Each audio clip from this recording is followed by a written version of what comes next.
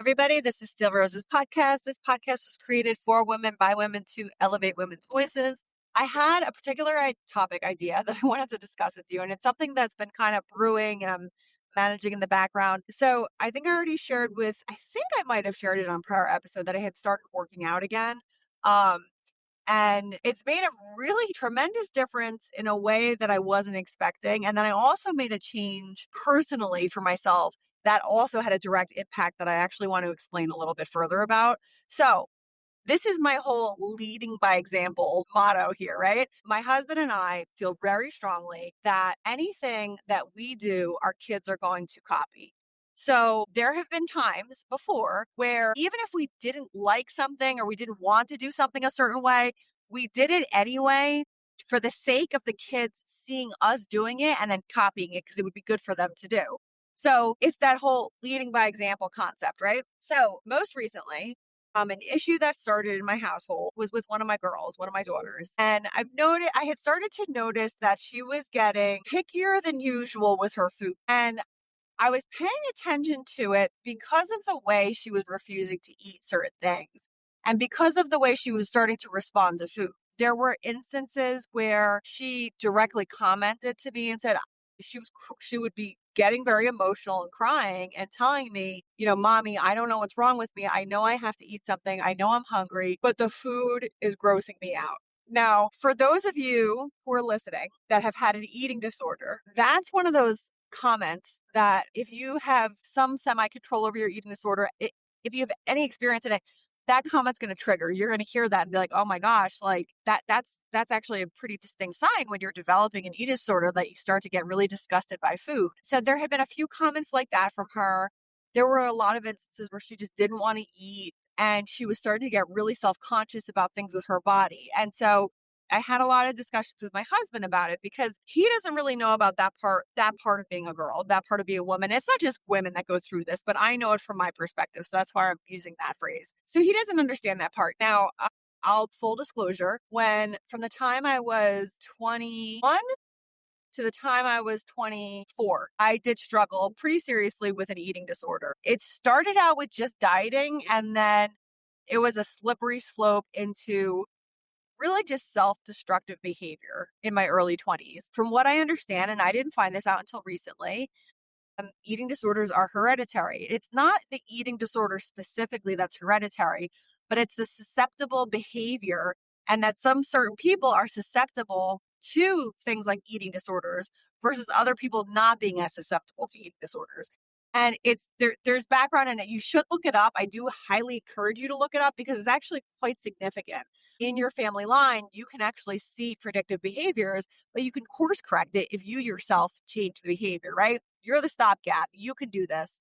So my daughter starts making comments and it's freaking me out. Now, while it's freaking me out, at the same time, while my daughter was starting to go down this path in the last few months, I was also getting really restrictive with my food and I was fasting. Now, you guys have heard me talk about intermittent fasting and how much I love it. I had started to do intermittent fasting pretty strictly because I gained weight last year. Now, I know my eating habits were a little after I went on vacation last year, it was like my eating habits never came off of vacation and I stayed on diet hiatus for many months longer than I should have. And so I was trying to dig myself out of that hole. And for someone, again, who has struggled with eating disorders before, it is a very slippery slope because you can go pretty quickly from I'm on a diet because I'm trying to be healthy to I I'm taking things out of myself and I'm punishing myself. It is very hard to break the habit. And, so in that moment, I didn't really make the connection between my daughter starting to struggle and me already in the mode of I need to lose weight. And I was really I was getting mean to myself about it. So I had this epiphany moment. I was, at night, my husband and I talk with each other. We just like shoot the breeze. Like we just chit chat every night. And we're sitting there talking and I forget how it came up, but he turns and says to me, well, he's like, the kids, you're their lifeline. And I was like, what are you talking about? And he was like, you're their lifeline. Everything they do, it's from you. They look to you for everything. He was like, you're their safe space. You're the person they come to when they have a problem. He was like, they're not coming to me and talking to me. He's like, they come and talk to you. He was like, you're their person. And all of a sudden it clicked into place for me. And I was like, oh my God, my daughter's restricting her food and I'm restricting my food. And so I gave it some thought and I said to my husband, like a couple days later, I was like, I'm going to stop dieting altogether. I was like, I'm just going to stop. And I was like, we're working out we'll work out together every single day. And so this is over the course of the past couple of months, by the way. This isn't like a recent thing. I'm relaying the whole storyline to you. So about 30 days ago, I said, I'm not going to diet anymore. I'm going to eat healthy. I'm not going to be overindulgent. I'm going to stay eating the way that I've been eating, but I'm just not going to restrict anymore. I'm not fasting anymore. I'm just not going to do it because it's having a negative effect on my daughter. So I flipped it and started working out instead. And now I'm just making sure I'm just eating regular, just like everybody else, but I'm eating healthy food that I like. Let me tell you, that was only 30 days ago. And within those 30 days, my daughter's attitude towards food completely changed. She has not made any negative comments about food. She stopped being as picky. She's still a little bit picky. She's still a little bit of a pain in the butt, but not anything outside of the ordinary for a child. Like she's still finding her path, but we can still get her to eat food. And it's been critical, in my opinion, that she sees me eating food. So I'm making sure that I'm keeping, healthy things in the house. Like I bought a whole package of salmon that I take out pieces as I need them to eat. And like I'll eat I eat salmon and a lot of the things that I eat and I consume, I point out to my daughter and say, well, I'm eating this because of this. And I'll say, I'm eating this because it has omega and it has protein and it has this. And I'm drinking this protein shake so that, and I have a lot of discussions with all my kids about that. And her eating habit has completely shifted. And I'm not getting the same red flags that I was getting before. So lead by example. You can change things. Even if it's something that is hereditary, of that nature, you can change it. You can make the shift yourself. You can decide, I don't want my children to go through this, and you can make the change. Now, for me, this happened here. I don't know what's going to happen in the next 10 years. But what I do know is because now that I know that this is a hereditary thing, I'm going to be extra mindful with my kids. I'm going to make sure that they see the leading by example portion and that they see the healthy eating and the healthy atmosphere in the house. I'm going to make sure they see that because I want them to be healthy, strong individuals. And this is leading by example. Now, the other part of this I mentioned already was the working out, right? So 30 days ago, I'm like, I'm going to start weight training. I need to build muscle. I had lost, how much did I lose? 180 pounds. And so I'm flappy, but I don't have any muscle and I don't have no muscle tone and I'm in my 40s. And by the way, when I was intermittent fasting, I was being really rigorous about it and it was like painstakingly slow coming off.